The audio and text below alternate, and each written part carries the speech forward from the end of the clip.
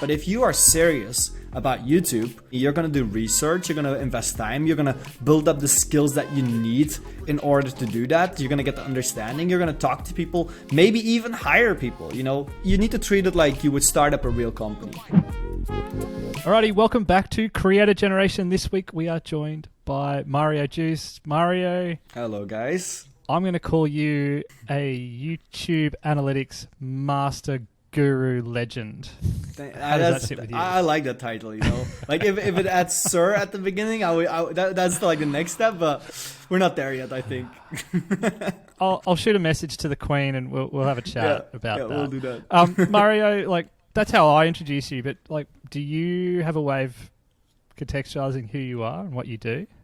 I find it very difficult to say what I do, but to make it very simple is I try to come up with new theories. I try to analyze data on YouTubers and figure out how the more successful YouTubers, how they can push their content to the next level. Because it's easy enough to start a YouTube channel and to just be like, oh, you know, you need to upload consistently. But once you're I would say once you're at 100,000 subs or beyond already, that it becomes more complicated. It's not a simple trick or anything. And I try to focus on developing tactics for all the bigger YouTubers from that size to move forward their industry, you know. So there's at least somebody with some answers. It's difficult enough as it is. So.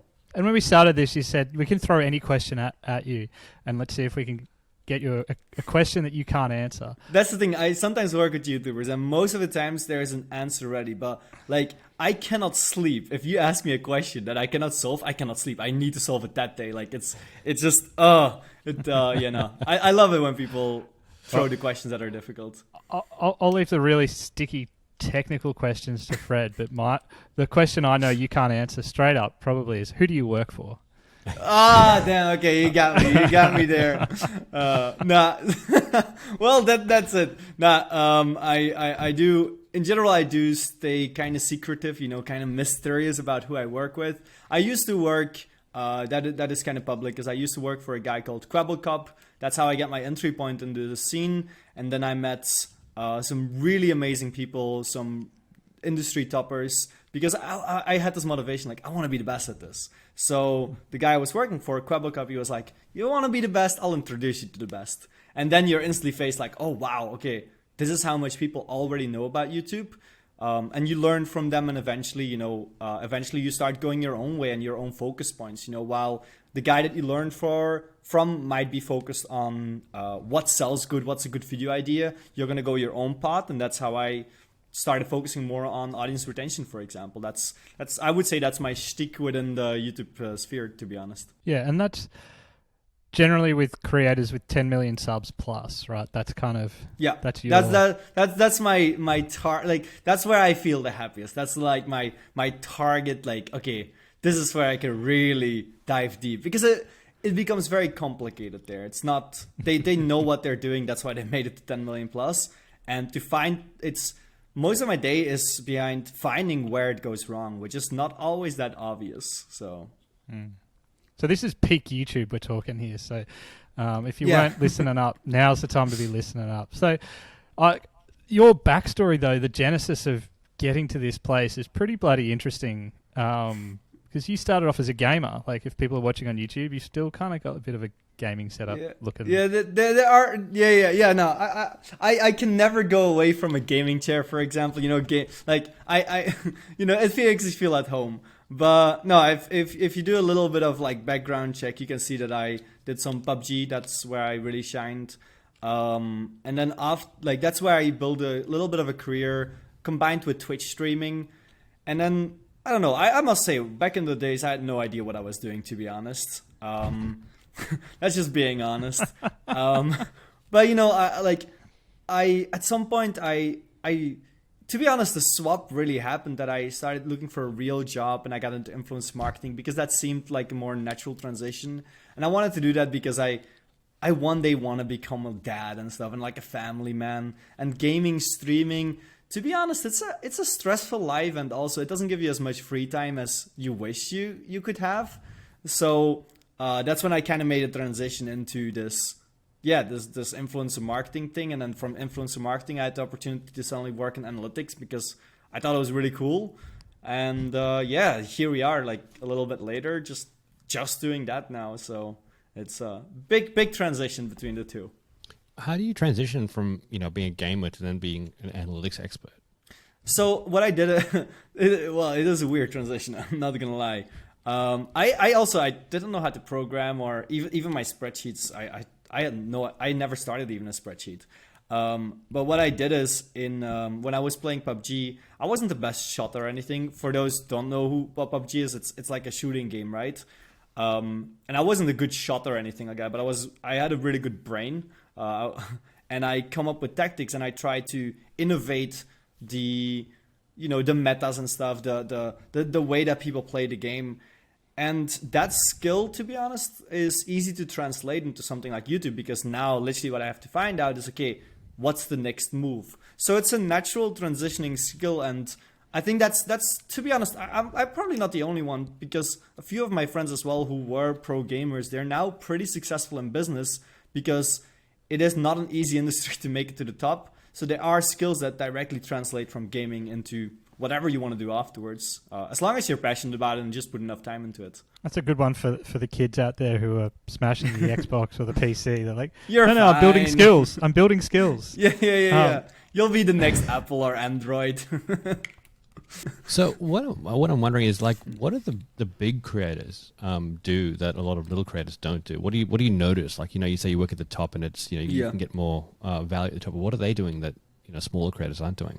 I think there's two main focuses where they focus on. Is like they really treat it like a business. It's the fact that a lot of these creators hire somebody like me, for example, because I'm not the only one out there who does what I do. Like the fact that they hire somebody like me, an analyst, to just look at your data and give you suggestions based on that shows that they're treating it like a business. And then somebody like me comes in and it's like, okay, you know what? You were passionate about this video. You spent your whole week on this, and these are the 10 things that are wrong with it, and these are the 10 big lessons. And instead of going against like, maybe, no, the next video, you see everything that you tell them. They implement it, they change it, and if I tell them, like, I say this a lot, like, nobody cares about your personal story. Yes, there are some exceptions. It's a very rough statement, but the statement, there's a lot of truth to the statement. You can easily go against the statement, but the idea is that on YouTube, when people don't know who you are, initially they don't really care about you as a person. And most of the times with videos, we try to cater to an audience that is new, that doesn't know who you are. So what is for that audience, the only thing they care about is the actual content of the video. So if you're making, let's make it crazy. If you're talking about the newest Apple MacBook or whatever, and suddenly you start talking about what you had for dinner, to be very harsh, nobody cares at all. So cut that stuff out. And then, I would say that with the smaller creators, they would be like, yeah, but I need to show some personality. They love that. The big creator is just like, yeah, no, that makes sense. Just cut it out. And then you look at the videos and the quality definitely changes in that sense. So they take they take it as a business. They take the lessons instantly. They don't sit around waiting. And other than that, they're extremely analytical with all of the data that they're given. And they're just like, okay, you know what? We'll just follow the numbers. We'll do what the numbers say. And then they put the time and effort into it. And that's really what it comes down to. It's not that complicated, but it's like if I ask you, like, hey, you come to me and you're like, I want to start a coffee company. You're not gonna just start like casually, right? Like if you want to do that as a hobby, that's fine. Don't worry about business side. But if you are serious about YouTube, then just like in real company, you're going to do research, you're going to invest time, you're going to build up the skills that you need in order to do that. You're going to get the understanding, you're going to talk to people, maybe even hire people. Yes, it might be complicated financially wise. So for newer YouTubers, obviously hiring is not on the table, but it's like you need to treat it like you would start up a real company. If a real company started, you're not going to start from zero. Yeah, It's funny you say that, because one of the things I guess we also sometimes battle with is that creators, when we're helping them and giving them advice, often you can see that, we know the advice is going to work, but the problem is you sometimes feel like they're not going to implement it for a variety of reasons. Sometimes, they don't feel it's right, or, sometimes it's too hard for them to implement, or there are other things in the way. Whereas we find the bigger the creator we work with, the more, we agree, they're more analytical, they more look at the advice, okay, how does it fit into, my workflow? Okay, let's put this into place like so. And they see success, whereas, there is that balance, because obviously a lot of people have got success initially because of a feel, a gut feel, or a natural connection with the audience. And then there's a point you've got to use that, but then also start looking at other advice and analytics, isn't there? Yeah. No, that's the thing. Is like one of the clients that I work for, he's like a Minecraft YouTuber, and he does storytelling, like very kid-friendly storytelling. And he has these characters, right, that he just integrates, and compared to like this kind of like SpongeBob, and where you have characters and you learn to love them, and he does this through Minecraft and GTA 5. And the thing is, at first, yes, he had a certain extent to what he reached about 100 to 200k views per video, which is not bad if you upload daily. It's a decent amount. But then I came in, and we became friends. We started talking. That's how I eventually started working with him. And I told him, there's an underlying issue here that we have. And I was like, okay, you know what? We need to step away from being too niche focused on these characters. And that was his passion. That's his vision. I'm like, it's like your personality. You can still add that to it afterwards, but you need to stick true to what the audience expects, what is the reality. So I told him, these, for example, in his intro, he would spend a minute, building up this specific type of scene. And I'm like, we can do the intro, and then this specific type of scene, if we just move that towards the middle of the video, that's going to change drastically. And obviously this is a super channel specific advice piece, but just understanding the flow of your video and changing it to what the audience wants, and then adding your tint of personality on it, will change massively. And that's the thing, your personality, your jokes are like paint on a car. You better have the car first be able to drive before you put the paint job on it, because else nobody's gonna see the paint job. And that's the same way with a personality. If you don't get the views, you can have the best personality in the world, nobody will care. But if you have great content, everybody will care about you suddenly. That's right. It's funny you say that, because people think, it's all about personality. YouTube is a personal platform. These platforms are very personal, and people want to connect with the creators. So they think, I've got to do like these intros and put a lot of information in. But what you said is so correct in many ways, because don't assume that someone has watched, hasn't watched your video. They need to understand that, right? A lot of people will come in and for the first time will just be purely interested in the content, and then over time they'll develop a bond, and they'll see that in the personality you gradually bring through all your videos, rather than you painting a picture in every video about where you've come from and who you are, right? So that's funny, because it seems counterintuitive because of the platforms being so personal and connecting so personally. But so many times people just want to first see the content, get engaged, and then form that relationship with you. Yeah, no, it's the same. If you really think about it, right? It's almost like dating, right? They need to bring something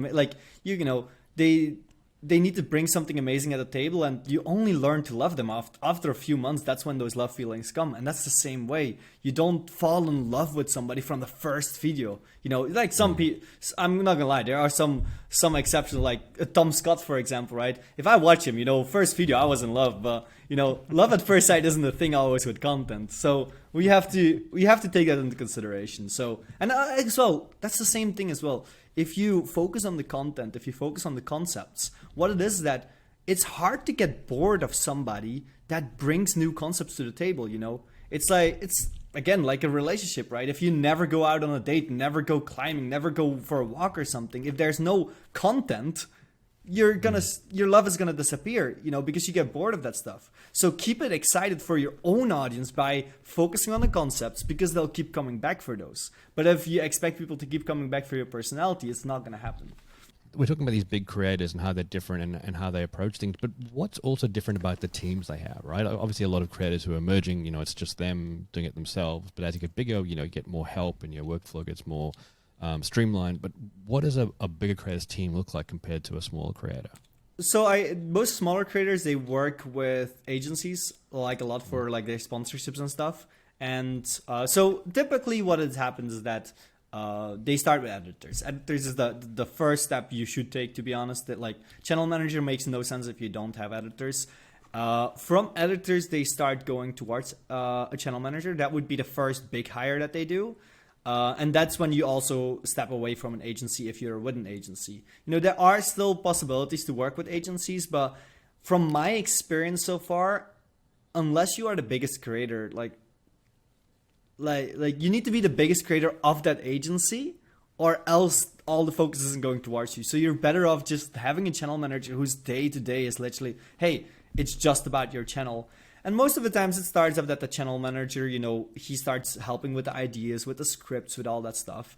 And that's how this small team starts. It's about 2 editors and a channel manager. That's a beginning team.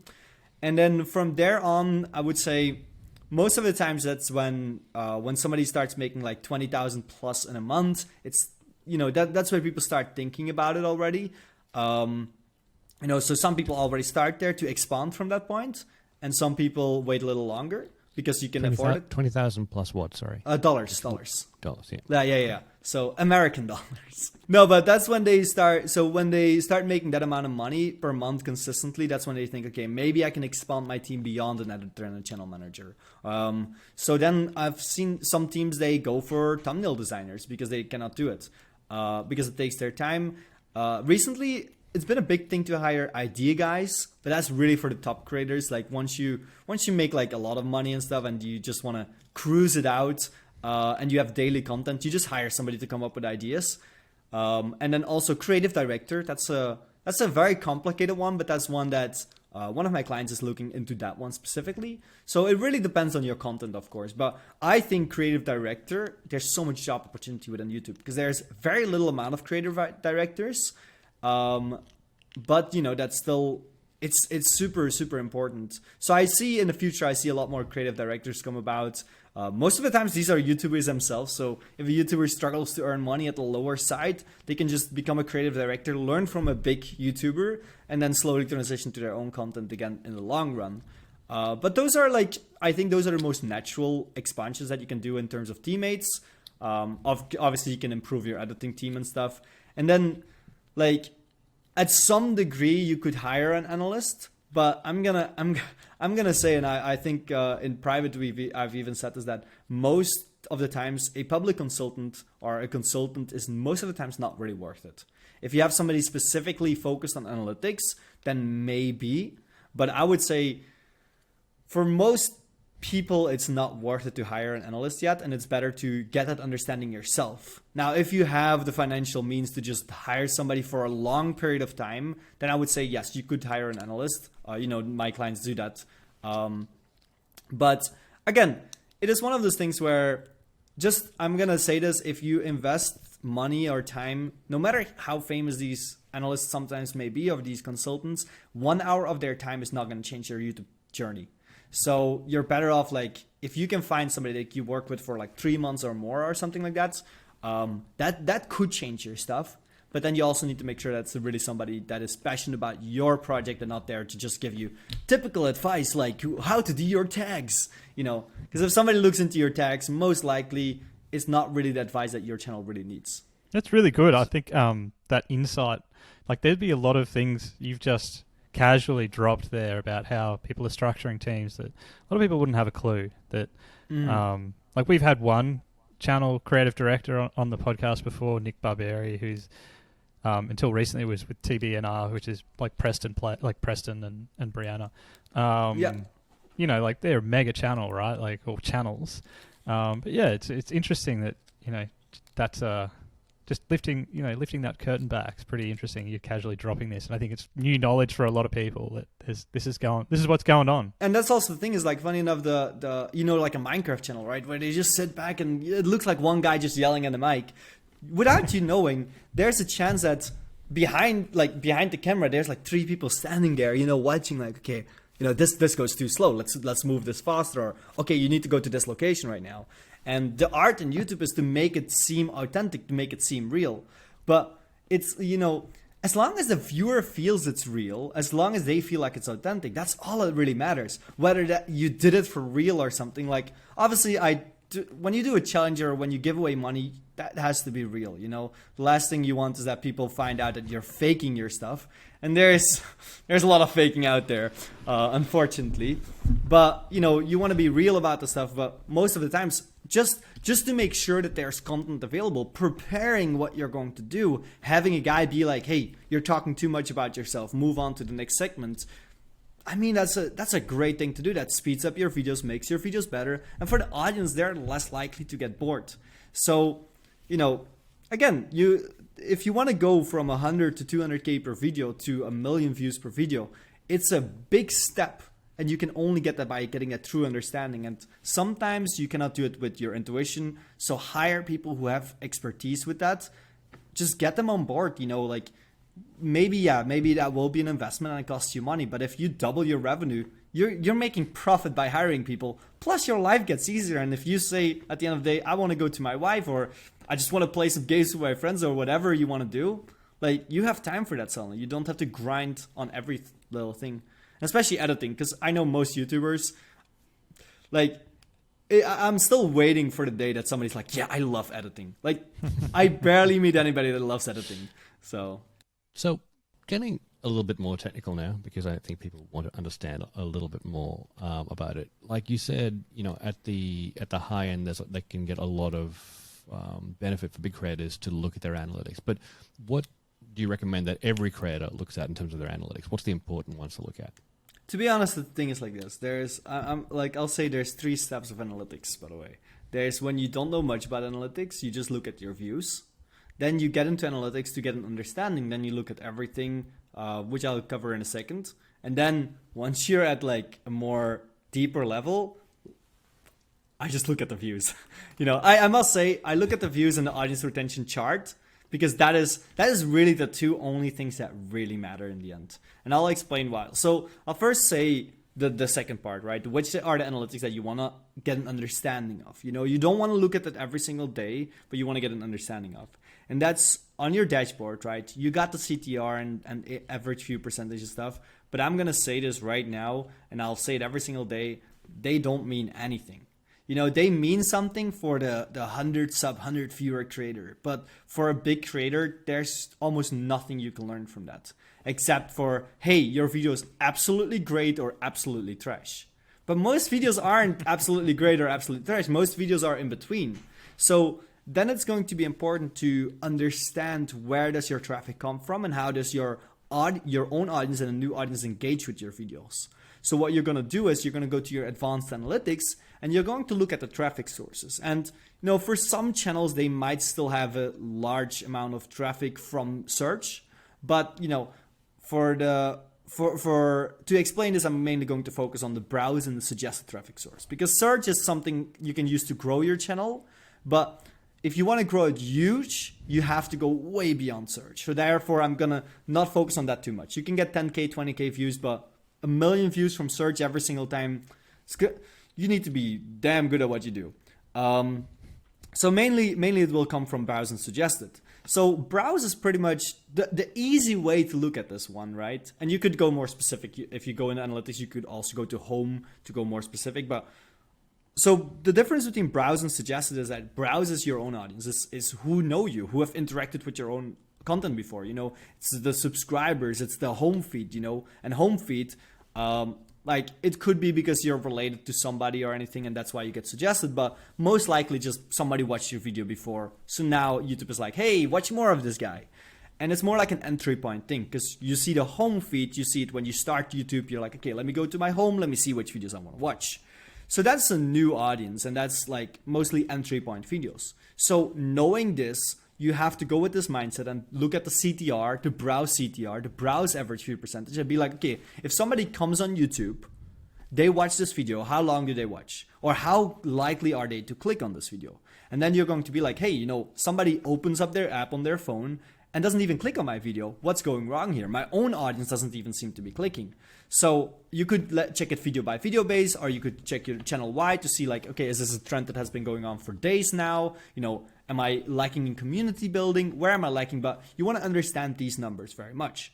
Then the next step is also you look at the suggested. You're like, okay, suggested only happens really when somebody's watching a video and now decided to watch something more. So it's how you manage to either maintain your own audience to continue watching on YouTube or to attract a new audience. It's most of the times it's like a 50-50, you know, because if we look at it, we can still see that a huge chunk of them are subscribers or are people who watch your content regularly.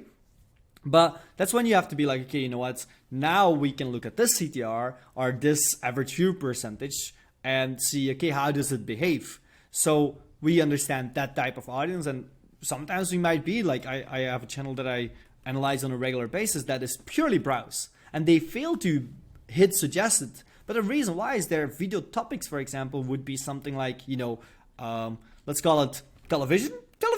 That would be like a title, you know. And it's like, nobody new is going to be like, I have to watch television. I can't sleep without television. So, and it, as dumb as it sounds, this is literally when we look at suggested, when we look at video titles, I'm like, this is so dumb. This makes no sense. So if you look at, for example, let's take the example of like a Mr. Beast, right? And if he uploads a video of, I got buried alive, you know, for 50 hours. I mean, you know, you see that title, you're like, I have to watch this. Now compare that video next to a television. I mean, it's very easy which one is going to get you a click. And that's how you have to treat your content and be realistic and be like, is this something that somebody who doesn't care about me, are they still interested in this, you know? And maybe your own audience is still going to click on it. And especially if you grow, you'll definitely have that because they know they're going to get a great viewing experience. But new viewer, they're only going to get intrigued when they hear something interesting, you know? You're not going to watch a movie if you don't even know what it's about, or you know, if you're into horror movies and suddenly you get like a romantic drama, you're not going to watch it, you know. So that's pretty much what it comes down to. And then so that's about those traffic sources. And then an interesting thing is that you can start comparing those. You know, you can start comparing like, okay, this video, it seems like everybody from suggested watched this for a very long time, but everybody from my own audience, they watched 3 minutes less. What is wrong here? Where did I go wrong? Did I alienate my own audience? So you try to get this understanding, right? Now, this is the part where, like I said, at first you look at the views, then you go to this analytical stage where you start understanding this.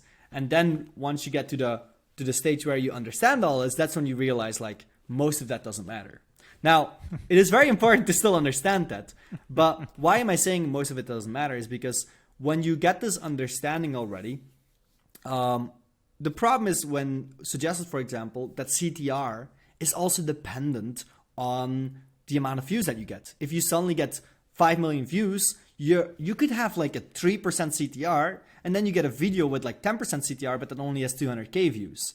So it is very important to understand, because then you can, by understanding both of those things, you can still see if this video relatively performed better or worse than usual, because you look at this number and you realize like, hey, even for 5 million views, the CTR is still high, and you could still be like, okay, for 200K views, the CTR is very low, for example. So you could start understanding those numbers better, and that's how you get that true understanding. And then in the end, you realize that, you know, so even average view percentage, you know, you hear I have creators that have 70 to 80%, but they hit 200K views. And then I got a creator who makes like 5 million views in a video, and he gets like 35%.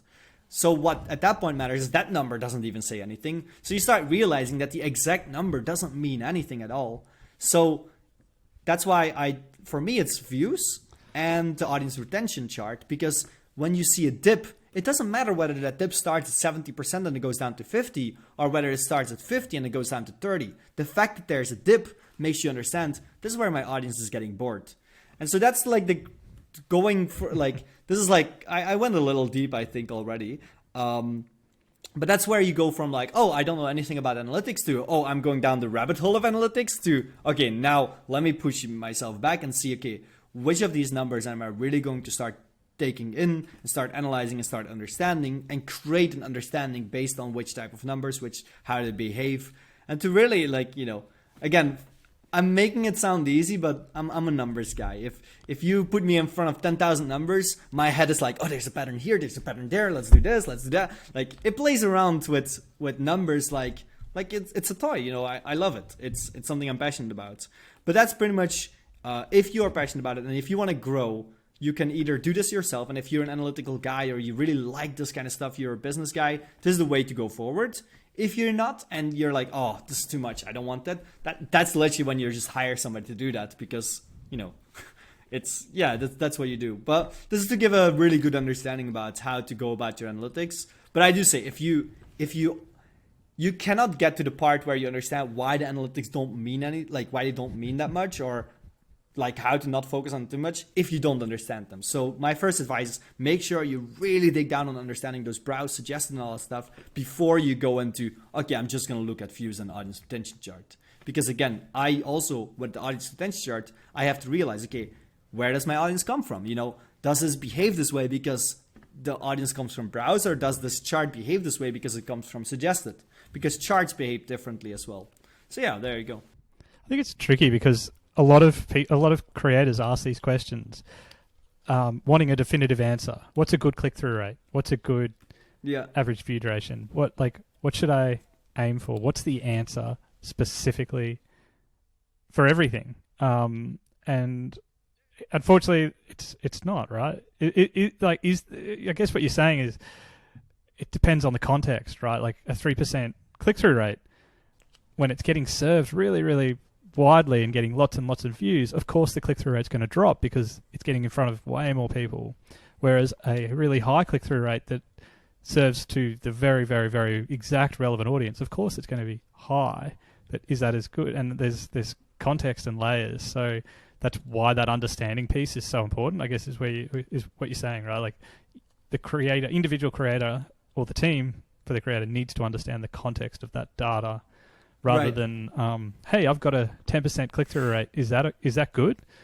Yeah. But that's also, I don't know if you guys remember this I think it was around September, November in 2020, that, so last year, that suddenly everybody gets like 20, 30% CTR. And Twitter was full. Like everyone's like, yes, my videos are so great. And I'm like, I'm not sure about this. Like this could also just be a bug in the YouTube system. And the fact that like out of nowhere, boom, everybody's was like half the CTR, you know, I would assume there was probably just something on YouTube's end that they were just experimenting with or something. But it makes no sense that out of nowhere, you're going to get double the amount of people watching you.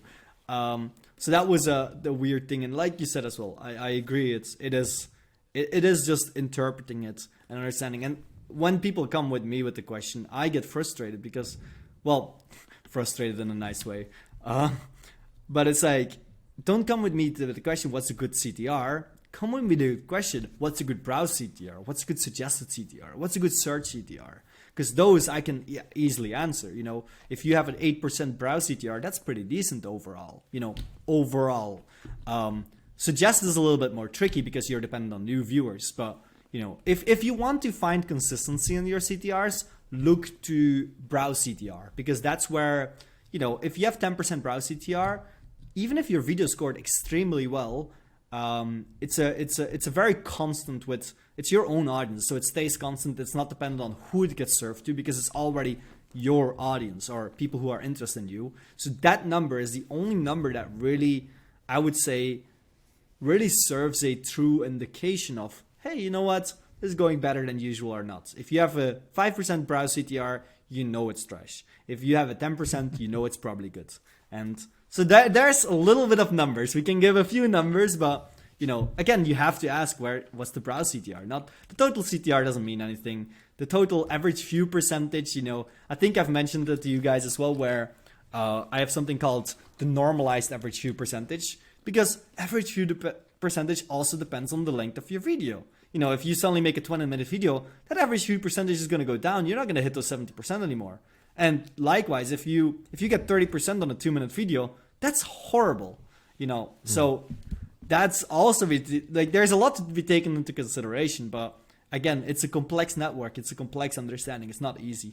It is rocket science almost. Look, you talk about retention and obviously people watching more of the videos. You know, YouTube has said they're looking more towards this element of satisfaction, viewer satisfaction, and trying to measure that, right? It used to be about views, and then it became about watch time, and now it's something more deeper. It's about that satisfaction element, which is, you know, one further step in terms of complexity, because it's really hard to measure satisfaction. You can't just say, hey, these are the factors that go into satisfaction. It's very nuanced in many ways. But if you could describe some of the key factors around satisfaction, what would they be? It is whether, like, so actually, I think it's a more fancier term for them to give people an understanding about what they were always already doing. Because in the end, we all know it's about watch time. But people say, oh, watch time, it's about watch time in a video, you know?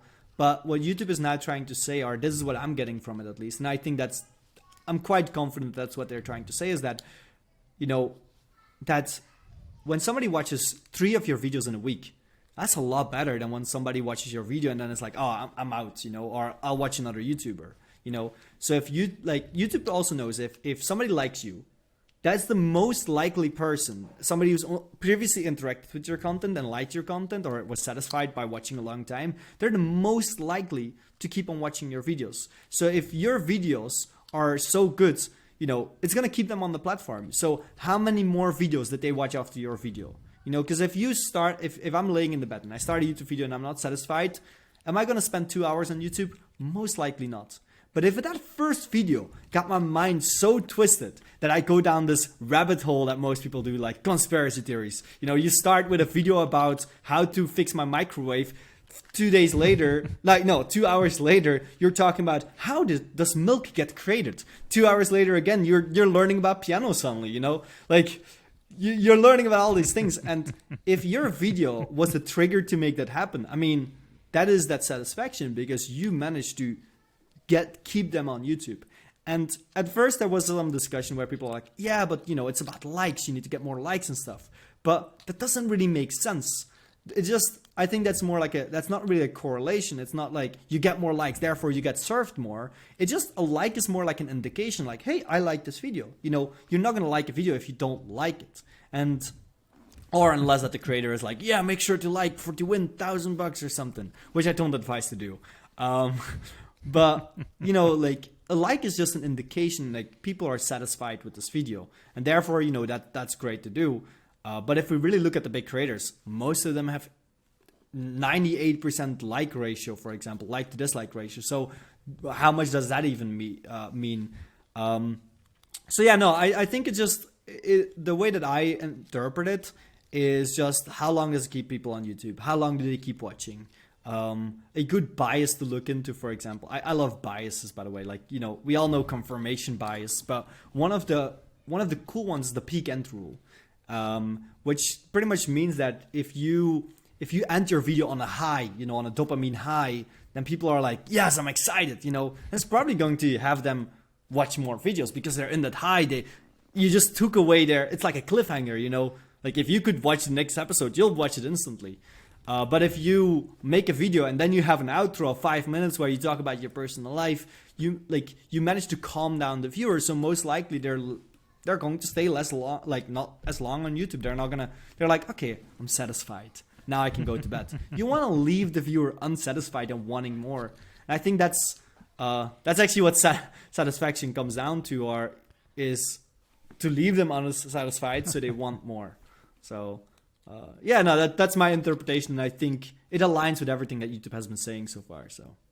So I mean, I think people overthink like algorithmically what YouTube wants, right? They go into the nuances, and like we often say, they tend to focus on things like optimization, because it's easy to point to it and say, you know, make a better thumbnail, make a better title, and then they'll feel like they're doing that, but the algorithm's against them. But when it comes down to it, it really is about these core elements of like, you know, make good content that people want to watch, keep them watching, and then make them watch something else on your channel. And that by itself is just a good indicator, right? They're on your channel, they're watching something, they enjoy it, they stay and watch something else. And that in its basic form is key, isn't it?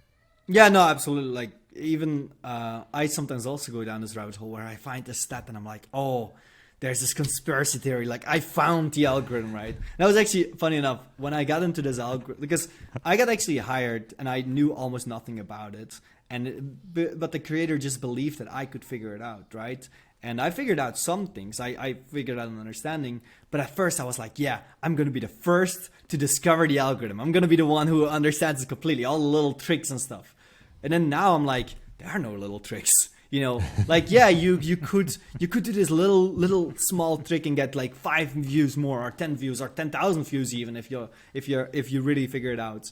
But what it really, like, then, and I remember this is the best thing that he said to me: Mario, stop focusing on trying to pump up the tire of your car when the car is on fire.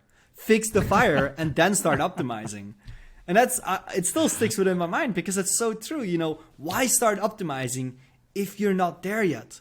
And the fact that there's YouTubers like Mr. Beast, for example, like have 50 million views on a video. If you get 20,000 views or even 100,000 views, that means that there's something bigger wrong with your video than just some tags on the side or your titles, or even, let's go deeper, even as simple as like, oh, let's just have a short intro that will fix my entire video, And I've said it as well, and I think, like it's a known thing, like keep your intros short. But the thing is like this: if that was as simple as it was, everybody would get 50 million views. But it's a lot more complex than that, and it's this. What I think is as well, if I try to improve content, I'm like, okay, this advice that I'm giving, is this going to change it? That it's going to double or triple the amount of views? If not, most likely it's not good. It's not the best advice that I could give, because then I'm just teaching tricks. And, I don't teach tricks. Yes, obviously there's some tricks, and I have friends that I'm like, use this little trick. Why not? Tricks are cool. They're fun. They satisfy you very well. But in the end, if you really are serious about it, you need to change big things. If you see that one creator, for example, he's in a game and it's a kind of a niche game, gets 100 to 200k views as well. That, for some reason, that seems to be the place where people start struggling, like 100 to 200k views. And the thing is like this: in his case, it's simple. He has reached almost all of the audience that he could potentially reach with that game. Like every single person that plays that game knows about this person, but it's the maximum. So for him, he needs to think about the big picture. Okay, how can I transition from this into something bigger? Take the next level or something. And that's a big change. And, we could optimize a little bit, but that's not going to take him to the next level. And that's actually what you always want to think about as a creator, is what actually going to bring me to the next level, rather than just get me 10,000 more views. Because you can't do that for every video. You're going to get burned out. I know we're running short on time here, and we've got to wrap up soon. But there's so much advice out there that creators get, and I think they find it sometimes overwhelming, because you get some very reputable people say, what seem to be very logical things, and then someone else will say something very different. And you got to realize, like you said, every channel is different. There's a certain threshold for different audiences, and it can be very nuanced.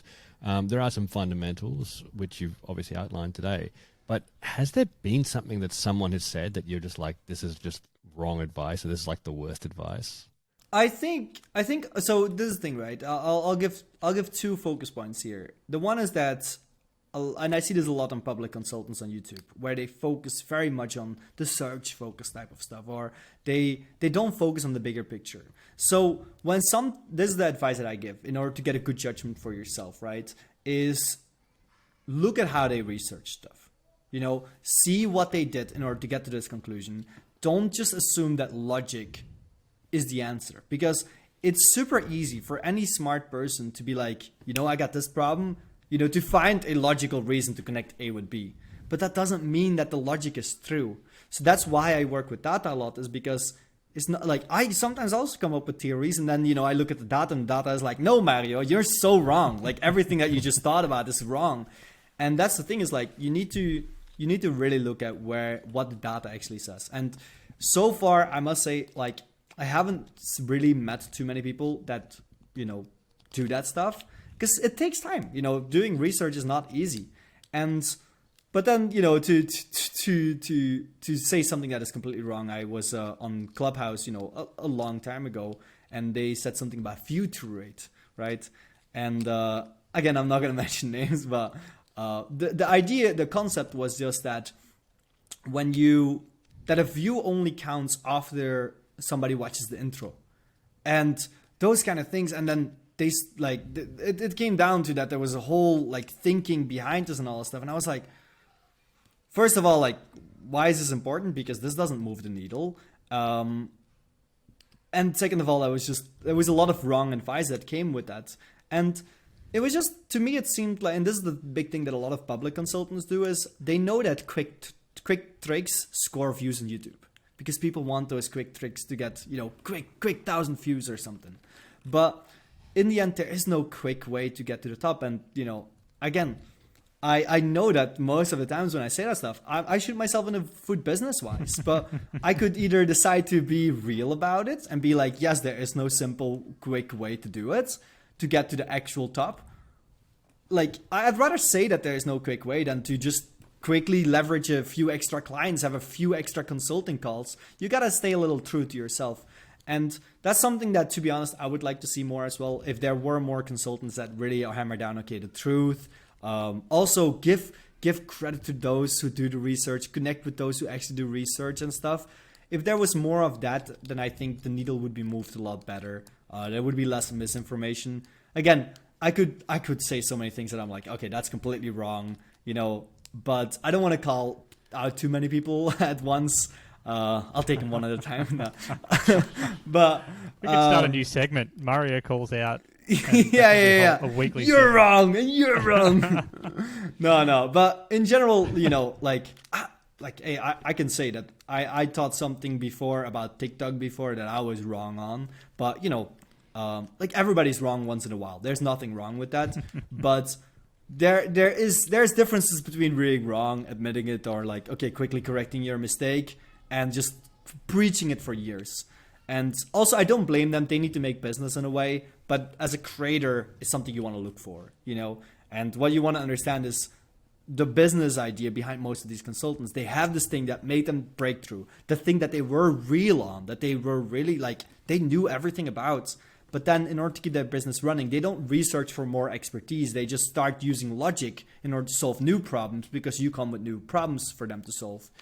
So being extremely critical is my advice there. And, as you guys know, I'm the first to call somebody out, but, I like to keep friends around as well, So I'm not there are, I'd rather just tell you okay, look for these signs. Ask if you're unsure, ask for the research, even if somebody says something publicly, even if I say something publicly, just tell them okay, you say this, but is this really true? Could you provide me insight in your research? Now, I'm not always going to exactly give you the numbers because I don't want to share everything. But at the same time, I can tell you okay, you know what? For example, with intros or something, right? This is my research tactic and this is the way that I did it. So you have an insight oh, he actually did it in the right way. And that way you could call me out on my research methods if I'm wrong, rather than the exact little numbers that I used. So, that's also a thing. And I'll add one last thing. Sorry, there's a lot of small little things. But when people work with small data, one video, audience retention is kind of an exception, I would say, because audience retention is a really great video by video learning type of stuff. But especially when it comes down to CTR or thumbnail trends, especially, green background, yellow background, all of that doesn't really matter that much. It is to look at people who do big data research, and I'm not really I work with somebody who does big data research. So I'm not the biggest on thumbnail research at the moment. It's not my biggest focus point, but look for people who look at thousands of videos and then come up with conclusions. And that really, those numbers hold more truth. Most of the times those numbers say it doesn't matter, which it's a bummer because it confirms it doesn't matter. Because it's easy to pick 10 videos, find something, and then in those 10 videos it says yes, your face needs to be on the right side of the thumbnail. While in reality, it actually doesn't matter. And, people say that wrong piece of advice again. People say, oh, we all read from left to right. Therefore we need the most important piece of information on the left side. There might be some truth to it, but it seems more oh, we're just using logic and applying this logic and it seems right, therefore it must be right, rather than when you research it, you notice that it doesn't really matter, And when I say it doesn't really matter, it doesn't move the needle forward. So that's what you really want to look for there. Real quick, I want to go down the rabbit hole with you, but I do want to really then what is the one thing really just top level that creators, not the mega ones, the real average Joe creator that we're talking to. I know Jimmy's a big fan of the show, Mr. Beast. He tunes in every week.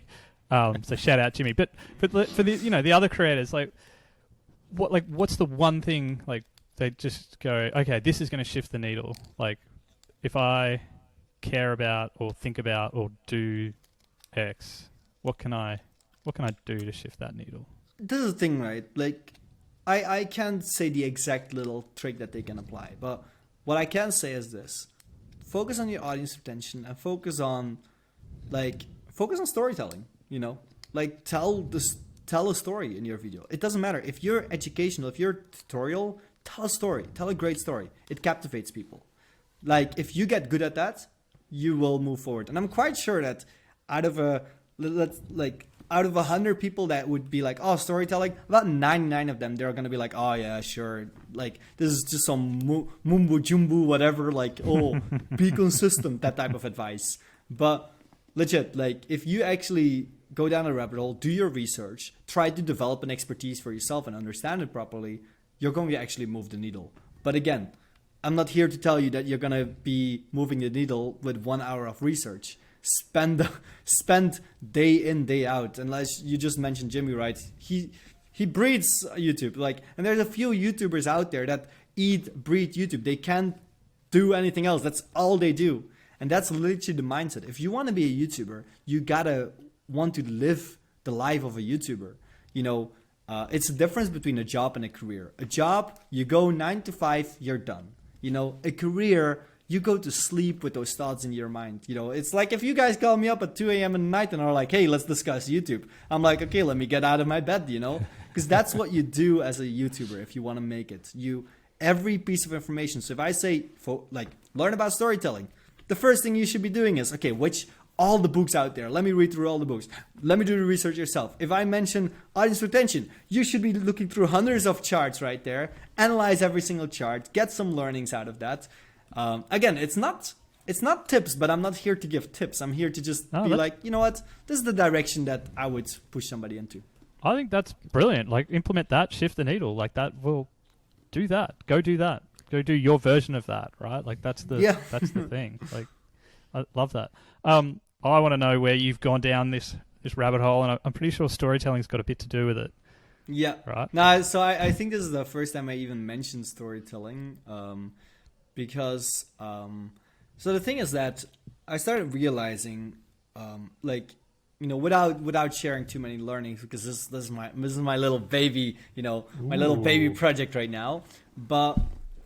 After I developed a better understanding about audience retention already, and, after that, I got the numbers, I got that sorted, then I started focusing on audience retention, which storytelling is a big part of, but I started recognizing that the way that people talk and stuff, the intonation and what are the little elements that really keep somebody intrigued, and I started getting there because I saw, with the audience retention, we have the part, it's easy to observe like the big trends, right?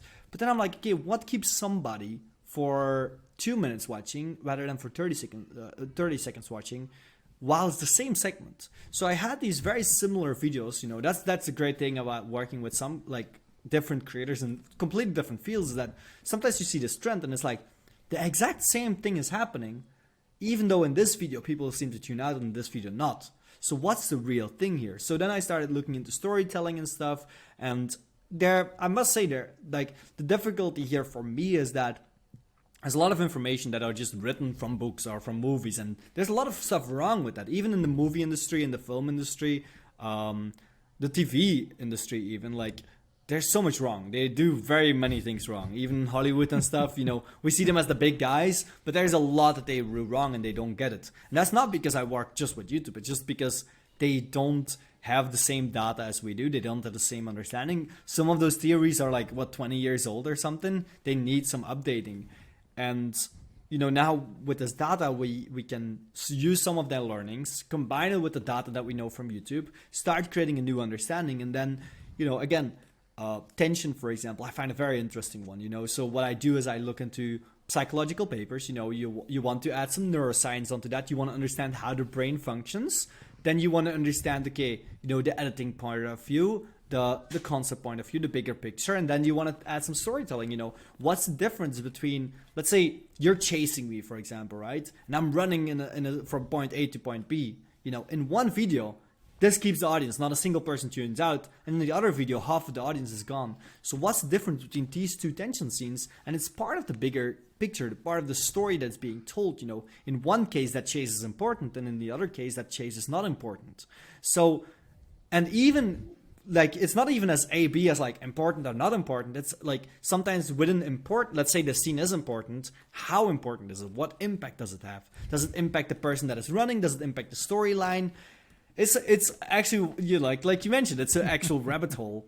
And I find it very fascinating because it's super complex. It's so like, even I'm sometimes like, I don't get it. You know, you see something happening and you're like, all of these people are staying. I don't get it, because there's so much wrong with the scene. So why are people still staying?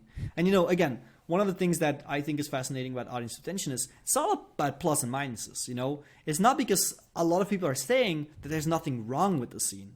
We just have to figure out what is the thing that is so good about the scene that makes up for all the things that are wrong about the scene.